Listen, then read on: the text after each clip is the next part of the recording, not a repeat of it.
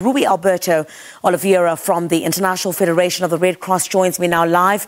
A very good evening to you, sir. Thank you very much for your time this evening. So the reports of some houses being destroyed by the lava flow, are you able to give us a report on what the latest is on the ground? Thank you very much. Yes, so we've just finished an assessment now, and we can certify that at least 900 houses have been completely destroyed by the lava.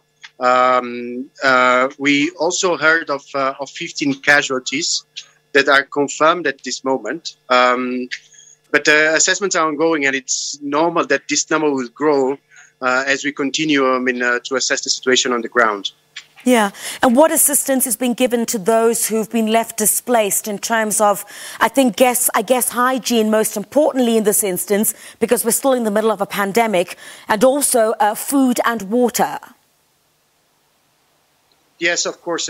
Food and water, also shelter, obviously, for those that have lost their houses, and psychological support, and obviously first aid for those that have been either traumatized physically or mentally by this event.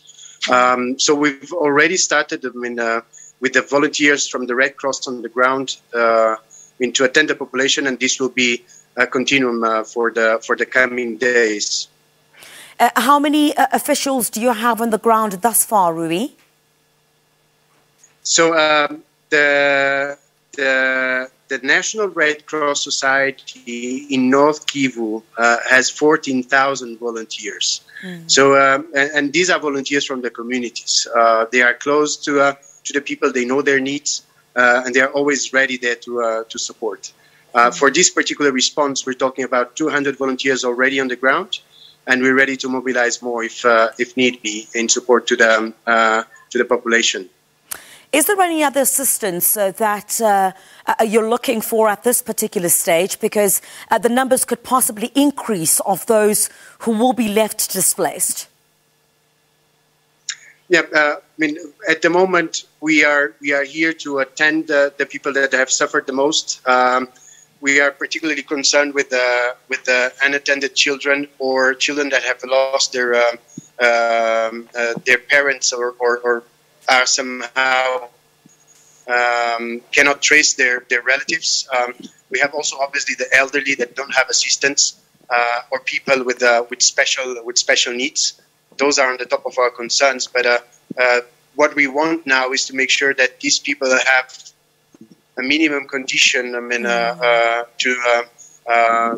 recover slowly from this impact.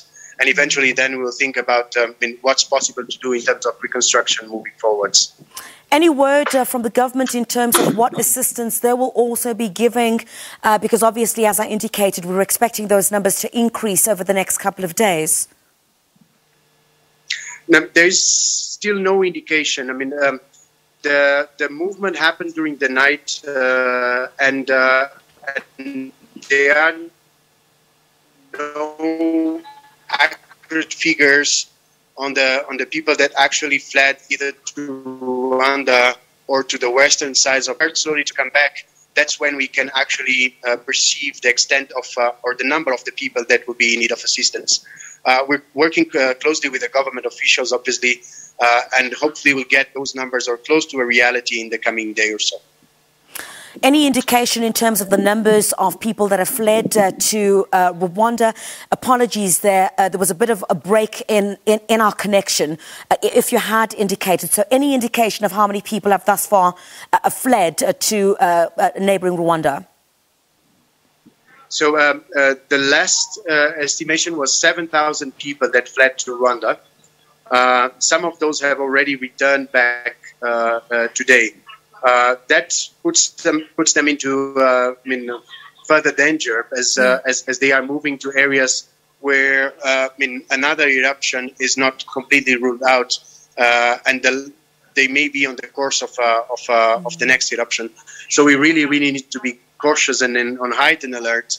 To again attempt to support those populations to evacuate again if need be. Just watching some of these visuals, Rui, there are people who are actually playing on the lava and taking pictures on the lava. It's quite a dangerous situation there. Have you seen any of that? These are quite disturbing visuals that we're watching here. People are taking visuals on the hot lava. Well, unfortunately, I mean, during these catastrophes, there are always people that take in this type of relentless activities, if I may. Obviously, we absolutely discourage whenever we have the opportunity to say something we'll do, and the message is always, stay safe, stay far from any potential risk areas, and don't get close to lava points, which will put obviously their lives in danger. Rui, we appreciate you speaking to us. Thank you very much indeed, Rui Alberto Oliveira from the International Federation of the Red Cross. Thanks indeed for your time this evening.